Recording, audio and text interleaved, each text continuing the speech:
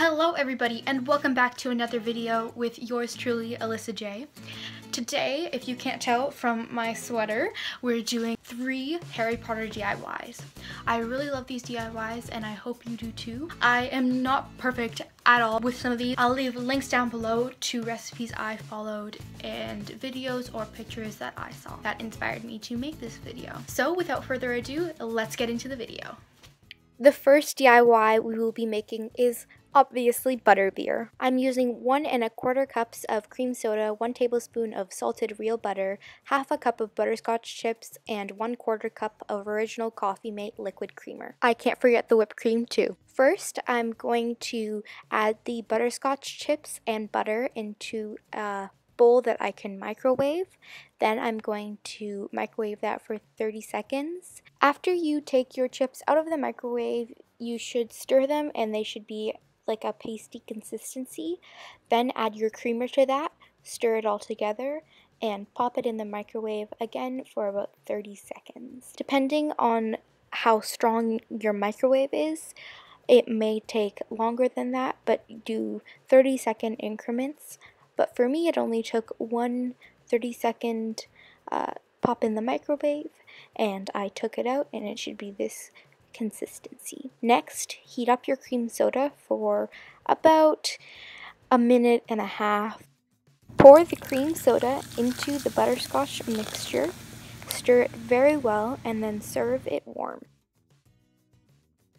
This made almost 2 cups of butterbeer, about 14 ounces. Of course, you have to put some whipped cream on top, and you're done.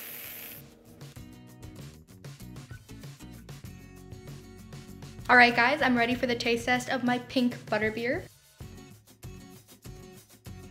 I will say it's a little bit sweeter than the one at Orlando Studios or the Wizarding World of Harry Potter, because I went there last March break, and from what I remember, it was not as, it was sweet like this, but the flavor was slightly different because obviously they don't use the crushed cream soda like we had to. So maybe the other cream soda or whatever they do use to make it tastes a little different than the crushed cream soda, but it was really good, guys. I love it. It's winter right now when I'm recording this, and it is the perfect warm drink. But now let's go freeze it and see what happens. I made another batch of this, so I'm gonna go pop that outside in the snow and then check back and see what it tastes like when it's cold. Of course, I forgot to film my reaction to it, but it was a little less sweet, and personally, I preferred it cold. The next DIY we will be doing is the golden snitch. To do this, you'll need a Ferrero Rocher, and I'm using the giant one that I found at Walmart. But you can also use the small one if that works for you. So just peel it open, and it's actually gold without the foil. So for me, I just took off the foil and used the gold shell itself. And then I'm taking a cue card because this was the white paper I found, and I am just drawing out a wing, and then you're going to want to draw that twice because there's 2 wings on the snitch. Your wing as detailed and as intricate as you want using an X-Acto knife, and you can cut out a design, but I just wanted to keep mine plain and simple because I thought that looked really nice, and I'm not good at using my X-Acto knife. If you guys have read Harry Potter, please comment down below what your favorite book from the series is. And then I'm just tracing this wing out, and make sure you do it the opposite way because it is for the other side, so make sure you just don't copy the wing exactly, but you flip it over. Or if you have white paper that's double-sided, don't even worry about it, but that was just for me because I wanted the white to show and not the lined paper. Here I'm just folding back a little flap that I left, and I'm taping it down with some black washi tape. If you have gold washi tape, please use that, or if you have clear tape. I just couldn't find my clear tape at the time when I was filming this, so I used this black washi tape. I'd also recommend using white cardstock that holds up better than this cue card and isn't lined on the back. And there you have it, a really cute golden snitch. If you want to, you can take out the Ferrero Rocher from the inside and then put whatever you want inside. You can put some jewelry in there like I'm showing, or you can throw in whatever you would like. and you can put the wings back on and keep it as a jewelry holder or whatever holder you would like.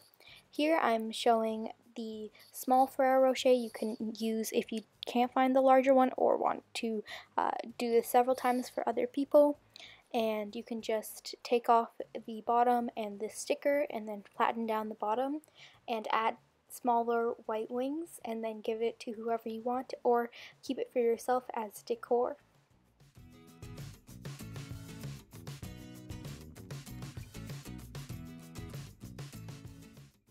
For the last DIY, we will be making a pillow using stuffing, fabric glue, a fabric that you can actually print out and then iron on, and this red fabric with some gold rope.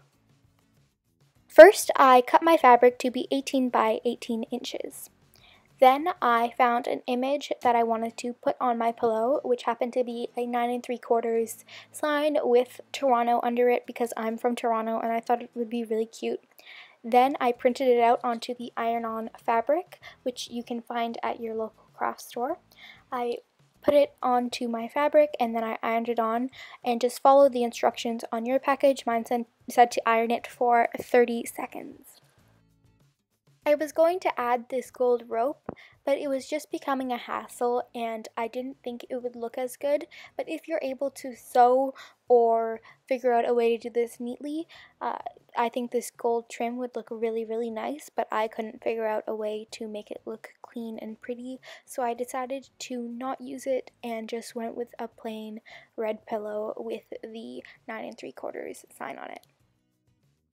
Since I'm gluing these together, I flipped over the design so that it was facing the inside, and then I glued the edges together, and I made sure to leave a space that I could stuff the pillow with and turn it inside out.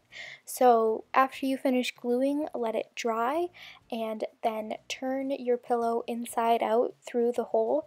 And I recommend making your hole slightly bigger than mine because it was a little difficult to get everything stuffed in. And sorry for not showing everything on camera. It was just an awkward angle for such a large pillow. So sorry about that, but basically you're just going to want to flip it inside out and then stuff it. And after you finish stuffing it, you're going to glue those edges closed. Then you're done with your pillow and feel free to let it dry, then use it however you want to. Thank you so much for watching. I hope you enjoyed the video, and please comment down below which of the DIYs was your favorite, and I will see you guys next time. Bye!